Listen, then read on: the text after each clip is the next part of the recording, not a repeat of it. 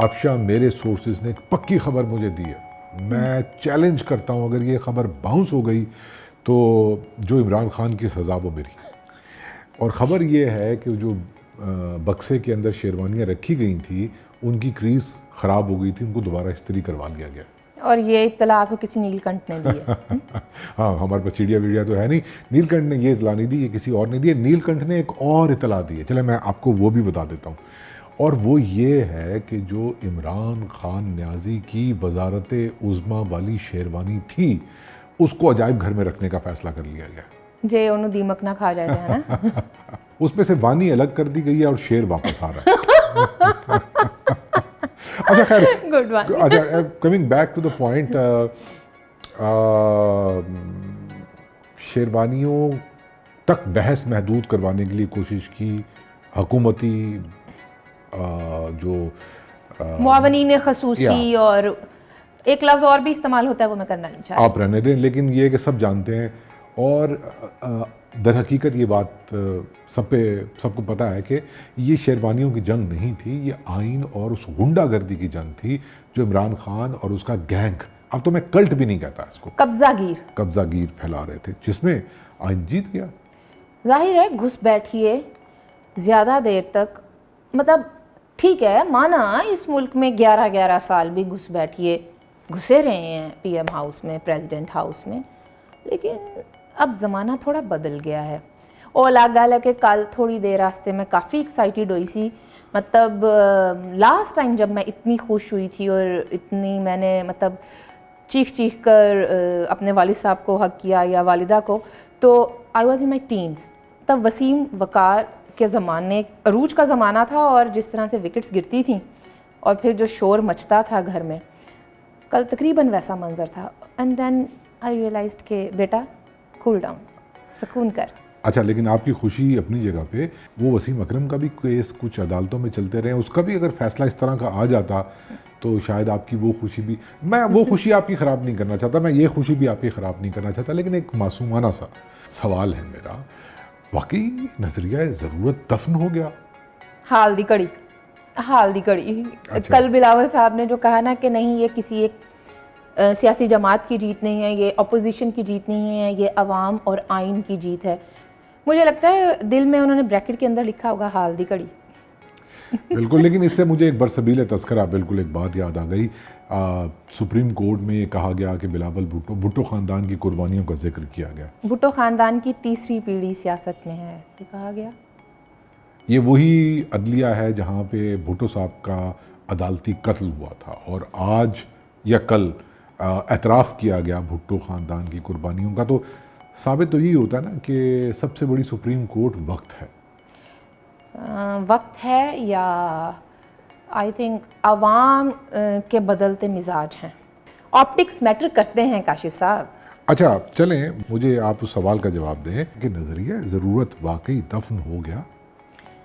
देखिए, अगर आप मुझसे पूछेंगे तो काशिफ साहब, आपकी जनरेशन, मेरी जनरेशन, हमसे पिछली जनरेशन की तो चलें बात क्या, हमने कभी इतना प्लेजेंट सरप्राइज़ देखा नहीं था, ना हम एक्सपेक्ट कर रहे थे। ये आपको प्लेजेंट इसलिए लग रहा है कि ये रिज़ल्ट आपके बारे में है? नहीं, ये इसलिए लग रहा है कि जो अदालती तारीख रही है, जो यहाँ पर हर कब्ज़ागीर, हर घुसपैठियों को जिस तरह से नज़रिया ज़रूरत के तहत एक स्पेस दी गई है, अवाम के हुकूक पर डाके को कहीं ना कहीं लिजिटमाइज़ किया जाता रहा है, इसी अदालती तारीख ने हमें भुट्टो साहब के अदालती कत्ल का मामला दिया। यहीं से अगर हम देखें जिस तरह से गिलानी साहब नाहल हुए, फिर मियाँ साहब को तायात नाहल किया गया, तो उस सारी रोशनी में जब हम लोग सोचते थे, हम क्या मतलब जो सहाफ़त में जिन्हें हम मुर्शद या उस्ताद मानते हैं वो भी एक्सपेक्ट नहीं कर रहे थे।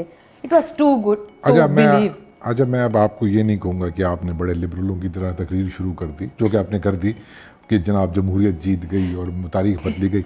आप रहने दें इस बात को, मैंने ये नहीं कहा तारीख बदली गई, नहीं आप रहने दें, बस ये है कि बेचारा इमरान खान हार गया। अब मतलब जाहिर सी बात है कि वो पंगा लेगा, बड़े पंगे लेगा तो यही हाल होगा उसका। आप हाथी की सूंड पर बैठकर पींग कितनी देर ले लेंगे? इससे पहले कि आप और आप भी पींगे लें, मैं इसको बंद कर देता हूँ, इस सब्जेक्ट को, इस टॉपिक को बंद कर देते हैं। पता नहीं वक्त बताएगा आइन की जीत हुई या क्या हुआ। सवाल ये पैदा होता है कि जो जिस तरीके से भी आपसी लड़ाई कह लें, आप उसको इमरान खान का निकम्मापन कह लें, उसकी गुंडागर्दी का एक्सपोज होना कह लें, what ever was the reason, opposition को स्पेस मिल गई है। ये बात अब वो हुकूमत में आ गया, अब तो ऑपोजिशन चेंज होना चाहिए। कल पता चलेगा ना, जो खान साहब ऑपोजिशन च बैठेंगे या बच्चों की नानी के घर छुट्टियां मनाने जाएंगे, क्योंकि उन्होंने बताया कि 30 गर्मियां उन्होंने बाहर गुजारी हुई हैं। आप छोड़ दें इमरान खान को, क्यों आप छोड़ दें, अब इमरान खान नहीं, उनका भूत बाकी बचा है, उस पर बात करेंगे, आगे करेंगे। मैं समझना आपसे ये चाहता हूँ कि जो स्पेस मिला है ऑपोजिशन को, वो स्पेस बहुत थोड़ी है और चैलेंजेस बहुत बड़े हैं। मुझे ताज़ा हवा का एक झोंका लगा शहबाज शरीफ साहब का ये बयान कि हम विक्टिमाइजेशन की जानिब नहीं आएंगे, हमारे लिए चैलेंजेस कहीं बड़े हैं। शहबाज शरीफ की बातें सुन के हैरत हो रही है कि बाकी एक सियासतदान की तरह साउंड कर रहा है। मतलब वो कि इमरान खान क्या बोलता था कि मैं जला दूंगा, मैं गिरा दूंगा, मैं मूंछों से पकड़ लूंगा, मैं टांग दूंगा बंदूक। यार वो जहालत खत्म, मैं वापस जाकर इसकी जेल से एसी निकलवाऊंगा। तो वो कोई सेंसिबल बंदे जो है वो बात कर रहे हैं, कोई सैनिटी पर बेल हो रही है। उसकी शायद वजह, शायद नहीं, यकीनन वजह ये है कि चैलेंजेस इतने बड़े हैं कि खान साहब शायद कहीं एग्जिस्ट ही नहीं करते हैं उसमें, उन तरजीहात में। खान साहब खुद एक चैलेंज थे ठीक है, बल्कि हैं भी सही थोड़े से। तो कहने का मतलब ये है कि अब मैं आपको गिनवाता हूँ, आप मुझे बताएं कि ये चैलेंजेस ऑपोजिशन जो है, जो हमने लिखे।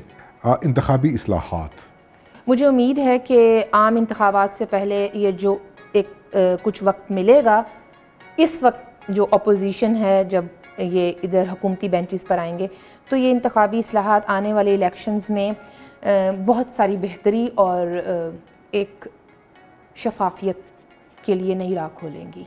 अच्छा ये तो है, लेकिन इससे भी बड़ा चैलेंज और शायद सबसे बड़ा चैलेंज, लेट मी से, शायद एक ही चैलेंज है जिसको अगर इन्होंने हल कर लिया तो मामलात बहुत आसान हो जाएंगे। 50% भी हल कर लिया तो मामलात आसान हो जाएंगे, और वो है इकोनॉमी। और ख़ान साहब के पास वैसे तो 200 बंदों की टीम थी, लेकिन पता नहीं इकॉनमी ने क्यों है। इकॉनमी से मुझे याद आया रज़ा बाकर साहब की करन गए होने, मतलब उन्होंने वास्ते भी बहुत चैलेंजेस ने। अब आगे सालाना बजट आ रहा है, जो कि मुझे नहीं लगता कि ये गवर्नमेंट, आने वाली गवर्नमेंट कोई ज़्यादा रिलीफ दे पाएगी। ऑब्वियसली उनको ना तो उस तरह से इतना टाइम मिला है, ना वो गवर्नमेंट में थे। लेट्स सी क्या होता है, लेकिन इकॉनमी सबसे बड़ा चैलेंज है, और उसके बाद ह्यूमन राइट्स के हवाले से भी। अभी आप ह्यूमन राइट्स पे ना जाएं, अभी आप इकोनॉमी पे रहें। आपके सोर्सेज ही बता रहे थे ना कि जो एक टीम है मियां शहबाज शरीफ की और PMLN की, वो एक्टिव हो चुकी है।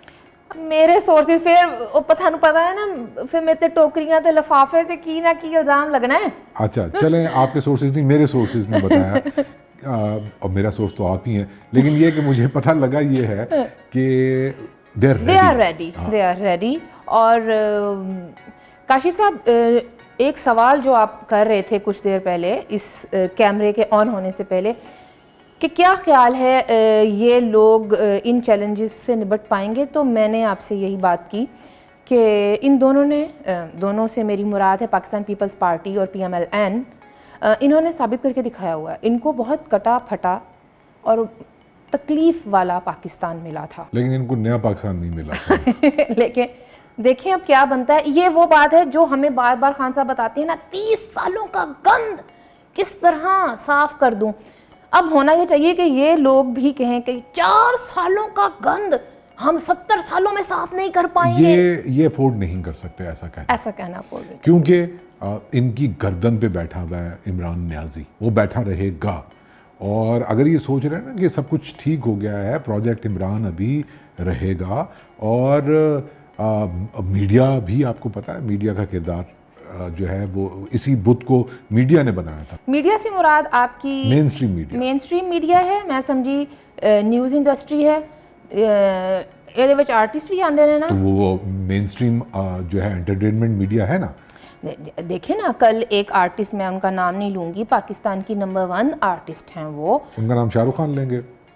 देखें, हम फैज़ मेला में बैठकर एक पूरा सेशन कर सकते हैं और हम बता सकते हैं कि वहाँ पर हमने फिल्म में कितना एंजॉय किया, लेकिन हम जब पाकिस्तान में वोट देने की बात आएगी ना, तो हम बताएंगे कि खान साहब जो गद्दारी का एक कार्ड बेच रहे हैं ना, तो खान हक पर है। और ट्वीट क्या करेंगे अदालती फैसला आने के बाद कि वैसे लाठी की आवाज़ आनी चाहिए। आप ना फिर उनको ले आती हैं बीच में, इररेलेवेंट बात हो जाती है। जाहिल लोग हैं ये। एक और जाहिल एक्टर है, उसने हमारी वीडियो के नीचे आके ये कमेंट किया हुआ था कि जो एक्टर है वो तो पॉलिटिक्स के ऊपर बोल सकता है। नहीं, साडा भी वोट हुंदा है, सानू भी हक है। ओ भाई, ਤੁਹਾਡਾ वोट हुंदा है, ਅਸੀਂ ਤੁਹਾਡੇ वोट ਦੇ हक ਨੂੰ ਮੰਨਦੇ ਆ। लेकिन पॉलिटिकली इनकरेक्ट तो ना हो ना, स्टेटस को तो सपोर्ट ना कर। जो हमारा आर्ट करता है, आर्ट को एक तरफ करें। मेरे सोर्सेज ने, जो कि आप हैं, बताया है कि मियाँ साहब तैयार हैं। वो कौन हैं? वो ब्यूरोक्रेसी के लोग तैयार हैं, वो इकोनॉमी के एक्सपर्ट्स तैयार हैं। तैयार तो हैं, तैयार हो तैयार ये वो मामला हो गया है। नहीं, इट्स गुड। अगर वो ऐसा सोच रहे हैं कि उनको फौरी तौर पे कुछ करना है तो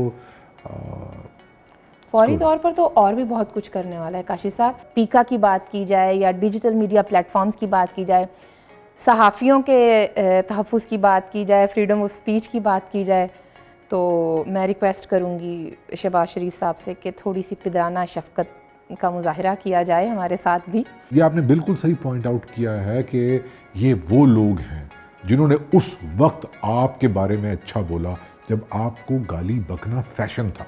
पैरेलल मीडिया जब सामने, वैसे उसमें बहुत सारे सदीक जान भी शामिल हैं, लेकिन उम्मीद रखनी चाहिए, अच्छी उम्मीद रखनी चाहिए। उनको भी बोलने दें। हाँ, उनको भी बोलने दें। आखिर कासिम सूरी ने जो आइन शिकनी की है, या असद कैसर ने, और सदर मुमलिकत डॉक्टर आरिफ अलवी ने उसमें जो सहूलतकारी की है, खान साहब तो हैं ही। मैं देखना चाहूँगी कि अब वो आर्टिकल 6 के हवाले से और आइन शिकनी के हवाले से कौम को कौन सी ट्रक की नई बत्ती के पीछे लगाते हैं। अच्छा, वैसे आपकी आंखों में मुझे थोड़ा सा गुस्सा दिखाई दे रहा है। मेरा ख्याल है कि छोड़ दें इनको, जाने दें। काशिफ साहब, ये आप वो बात कर रहे हैं जो बार बार गलती की जाती है। जब तक आइन शिकनी की एक सज़ा नहीं सामने आती, किसको मिली? ਇਹਦਾ ਮਤਲਬ ਹੈ ਕਿਸੇ ਨੂੰ ਸਿਵਿਲੀਅਨ ਡਿਕਟੇਟਰ ਤੁਸੀਂ ਚਾਹੁੰਦੇ ਆ ਕਿ ਉਹਨਾਂ ਡਿਕਟੇਟਰਾਂ ਨੂੰ ਨਹੀਂ ਨਾ ਮਿਲੀ ਤੇ ਇੱਕ ਸਿਵਿਲੀਅਨ डिक्टेटर ਨੂੰ ਤੇ बख्श ਦਿਓ। मैं ये नहीं कह चाहता, मैं अब इस नैरेटिव से जान छुड़वाना चाहता हूँ कि सड़कों पे टांग दो इनको, मार दो, नहीं खत्म करें। इससे मुझे वो याद आया, सिंध असेंबली के बाहर जो अलामती फांसियां लग रही थीं।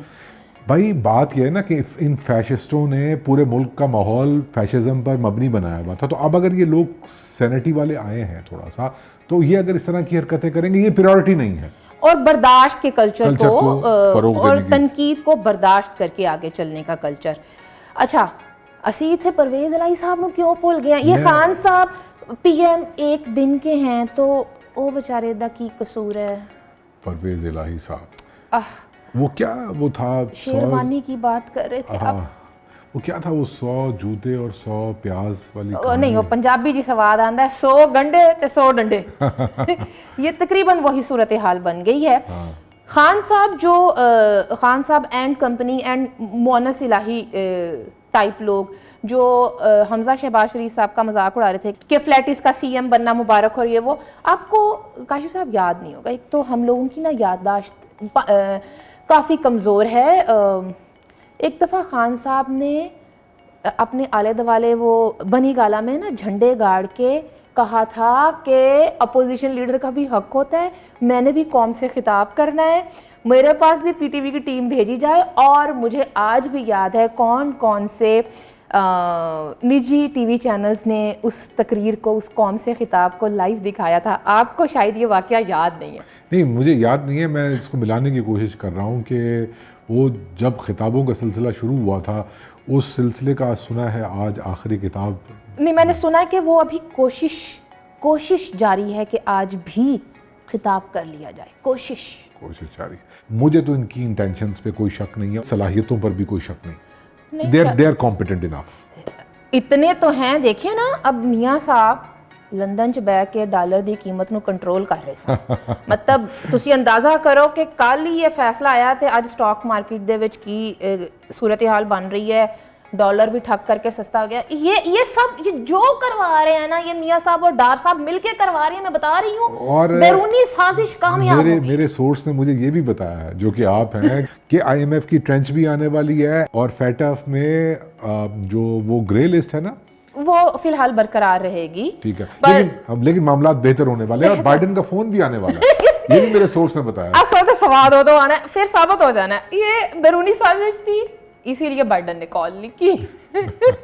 बिल्कुल। और एक बात कि आप देखें कि इस पूरी सूरत हाल में वो चेहरे भी अब मीडिया पे सामने आना शुरू हो गए हैं जो नज़र नहीं आते थे। अख्तर मेंगल साहब आपको दिखाई दे रहे हैं, आपको मोहसिन दावड़ साहब, हमें वज़ीरिस्तान नज़र आना लग पड़ा है। मैं कल सबसे ज़्यादा जिस बात पर खुश हुई हूँ वो मोहसिन दावड़ साहब का हमारे मेन स्ट्रीम स्क्रीन पर दिखाई देना है और उनकी पूरी गुफ्तगू को सुनाया जाना है।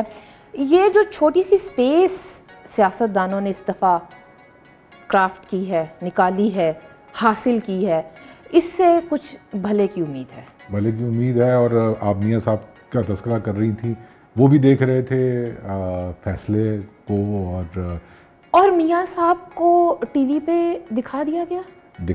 अब मुझे इससे वो गाना याद आ गया, वो जो हम जलसे में गए थे तो एक सराइकी गाना बज रहा था, वो क्या था? वल मुड़ के आ जा तेरी लोड़ पै गई।